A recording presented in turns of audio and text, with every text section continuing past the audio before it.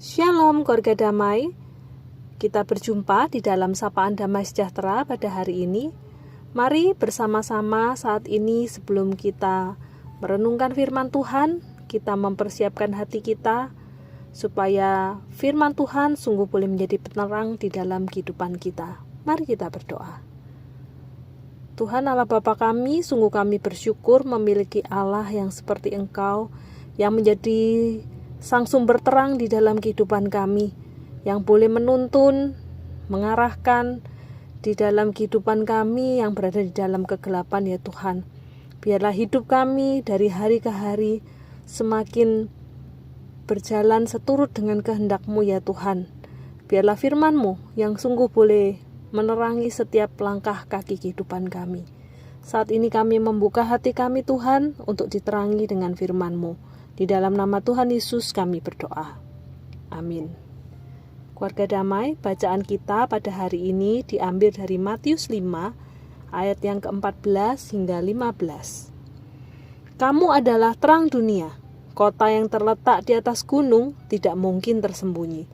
Lagi pula orang tidak menyalakan pelita lalu meletakkannya di bawah gantang, melainkan di atas kaki dian, sehingga menerangi semua orang di dalam rumah itu. Keluarga damai yang terkasih di dalam Tuhan. Di dalam Yohanes 8 ayat 12a, Yesus berkata, "Akulah terang dunia." Namun di dalam bacaan kita hari ini, di dalam Matius 5 ayat yang ke-14a, Ia juga berkata kepada para muridnya bahwa kamu adalah terang dunia. Jadi apakah kedua bagian nats Alkitab itu bertentangan? Sebenarnya siapa yang menjadi terang dunia? Apakah Tuhan Yesus ataukah murid-murid? Keluarga damai terkasih dalam Tuhan, tentunya kedua nats Alkitab itu tidak bertentangan. Sebaliknya mereka saling memperkuat satu dengan yang lain. Memang terang yang sesungguhnya adalah Tuhan Yesus. Dialah terang yang datang dari surga untuk menerangi dunia ini yang diliputi di dalam kegelapan dosa. Namun Yesus pun berkata bahwa murid-murid pun adalah terang dunia, sebab orang-orang yang percaya kepada Dia, yang mengikut Dia, mereka tidak lagi akan berjalan di dalam kegelapan, melainkan mereka akan mempunyai terang hidup.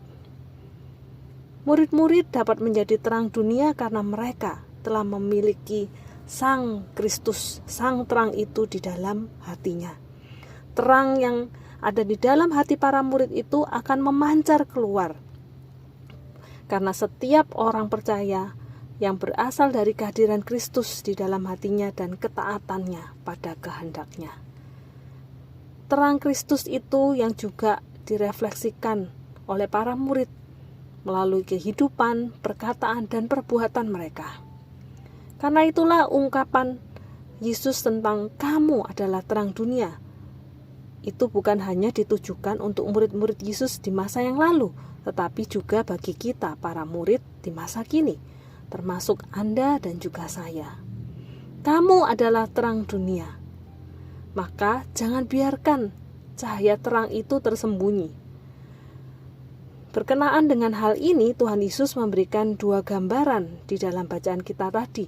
Yang pertama, kota yang terletak di atas gunung tidak mungkin tersembunyi. Kenapa? Karena dari kota itu terpancar terang yang berasal dari lampu-lampu kecil yang banyak jumlahnya, sehingga cahayanya dapat terlihat dari kejauhan. Dan yang kedua, orang tidak menyalakan pelita lalu meletakkan di bawah tempat tidur, melainkan di atas kaki dian. Mengapa demikian? Supaya cahayanya dapat menerangi semua orang di dalam rumah itu. Keluarga damai, kaki dian merupakan sebuah tempat untuk menaruh pelita atau lilin gitu ya, yang tempatnya seperti berbentuk tongkat tetapi ada tempat untuk menaruh lilinnya. Karena itulah kita dapat melihat bahwa terang itu punya fungsi yang pertama adalah untuk menerangi tentunya lingkungan di sekitarnya, orang-orang yang ada di sekitarnya, sehingga orang yang melihat terang dia akan merasakan suatu rasa yang nyaman, tentram. Dan juga yang kedua, terang itu menjadi sebuah hal yang dapat digunakan untuk memberikan sebuah petunjuk untuk mengarahkan. Entah itu mengarahkan jalan, mengarahkan seseorang untuk menemukan sebuah benda yang dia cari. Itulah fungsi dari terang. Hal ini juga kita bisa lihat pada fungsi lampu-lampu jikalau kita berada di sebuah pelabuhan atau bandara. Kita lihat bagaimana terang atau lampu itu mengarahkan kapal atau pesawat yang datang dan berangkat untuk mencapai tujuannya. Ketiga, terang itu juga mempunyai fungsi memberikan peringatan terhadap bahaya. Jikalau ada lubang ataupun jurang ketika seseorang berjalan, dengan adanya terang, dia dapat menghindari lubang tersebut ataupun bahaya yang lain. Karena itu, keluarga damai, sebuah ungkapan kamu adalah terang dunia. Mari kita menjadi orang-orang yang bersumber kepada Yesus sebagai sang sumber terang kita, dan kita pun menjadi orang-orang menjalankan fungsi kita sebagai terang di tengah-tengah dunia ini, di tengah keluarga kita, tempat kerja kita, lingkungan, masyarakat, dan dunia. Marilah kita menjadi orang-orang yang mendatangkan berkat. Bagi orang yang melihat kita, mereka akan merasakan rasa nyaman dan tentram, bukan rasa takut ataupun amarah. Ketika mereka melihat perbuatan dan perkataan kita, mereka pun akan mendapatkan sebuah petunjuk yang mengarahkan mereka kepada Tuhan Yesus. Mereka melihat kita, maka mereka melihat gambaran akan Tuhan Yesus yang kita percaya dan kita sembah. Dan kita menjadi orang-orang yang sungguh berfungsi, berguna, mendatangkan berkat bagi orang-orang di sekitar kita. Maka demikianlah kita akan menjadi orang-orang yang memancarkan terang kita. Seperti nasihat firman Tuhan, demikianlah hendaknya terangmu bercahaya di depan orang, supaya mereka melihat perbuatanmu yang baik dan memuliakan Bapamu yang di surga. Amin. Mari kita berdoa.